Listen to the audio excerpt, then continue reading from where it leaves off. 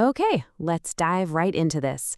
Welcome back to another Explainer, where we're unpacking the really fascinating stories and data behind the beautiful game. Today, we're zooming in on the absolute whirlwind 2-year journey of the 24-year-old Ivorian midfielder Chris-Kévin Nadje. I mean, seriously, how does a player go from the UEFA Champions League to the USL Championship in just 18 months? It's a dramatic, totally head-spinning shift. Nadje's career has literally been bouncing between Europe's absolute elite tier and the American lower divisions at breakneck speed. And figuring out exactly how and why this happened, well, it gives us an incredible window into the harsh realities of modern football. To map out this crazy roller coaster, we're going to track his rise to Feyenoord, look at his struggles and loan spells, break down his scouting profile, and then finish up with his fresh start in Belgium and the path forward. All right, let's get into part 1, the rise to Feyenoord. So, born in Abidjan, Ivory Coast on August 14th, 2001, Nadje actually moved into the French youth system, where he really started utilizing his massive 190-meter frame. That physical foundation, it's going to become a huge part of his identity on the pitch. His early development was really solidified with the Laval B team. He logged nearly 40 appearances there. But his true breakout, that happened in the 2023 to 2024 season with FC Versailles. He wasn't just a rotation player. He made 31 appearances and quickly established himself as this crucial, totally indispensable first-team guy. And you know the defining number of this era for him? 7.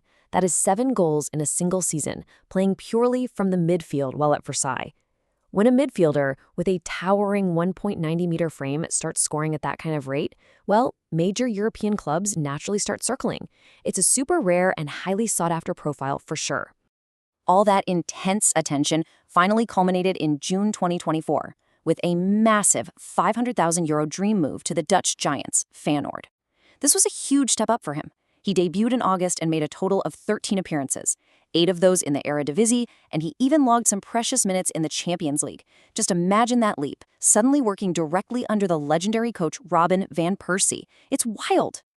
But things take a turn in part 2. Struggles and loan spells. Because, as we know, elite football is incredibly unforgiving.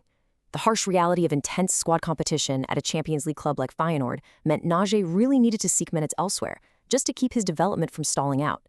And this brilliantly illustrates that. June 2024, Feyenoord. September 2025, Excelsior.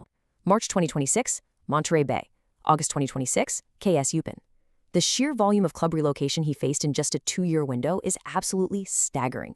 You have to imagine the intense physical and mental toll that takes on a young player just trying to find their footing. Let's actually compare these 2 stints just to see how fast things can change. At FC Versailles, you've got 7 goals, a vital starter playing with utter confidence. But then at Excelsior Rotterdam, a loan in September 2025 that was designed to keep him in the Eredivisie, it resulted in just 7 appearances before being cut short amid some reports of behavioral issues. So the contrast there is pretty stark. So what do you do when you hit a wall in Europe? Well, on March 30th, 2026, he completely hit the reset button. He took a radical change of scenery, crossing the Atlantic to sign a 4-month loan with Monterey Bay FC in the USL Championship. And honestly, sometimes getting away from that absolute pressure cooker of European top-flight football is exactly the reset a young player needs to just find their joy for the game again.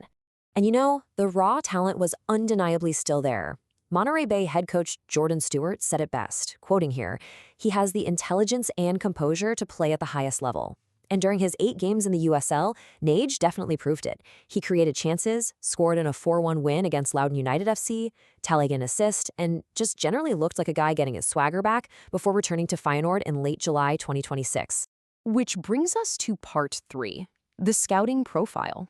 So the crucial point here is, despite those bumps in the road, why are clubs constantly willing to bet on his abilities? Well, just look at his versatility. He can operate as an attacking midfielder, a central midfielder, or even out on the left wing. His physicality is elite. Standing at 1.90 meters, he boasts a remarkably high aerial duel win rate. But he also puts in the defensive work, making key interceptions and tackles. Add in his playmaking, like creating 9 chances in just that short USL stint, and you've got a highly modern box-to-box profile. Even his EA Sports FC26 ratings back this up, with standout marks in physicality and dribbling.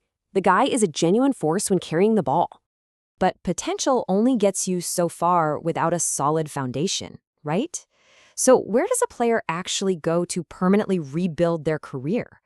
After a year of chaotic, short-term loan spells, Nadje desperately needed a true home. Enter Part 4, a fresh start in Belgium. On August 1st, 2026, we finally got the announcement: a permanent transfer to KAS Eupen in the Belgian Challenger Pro League.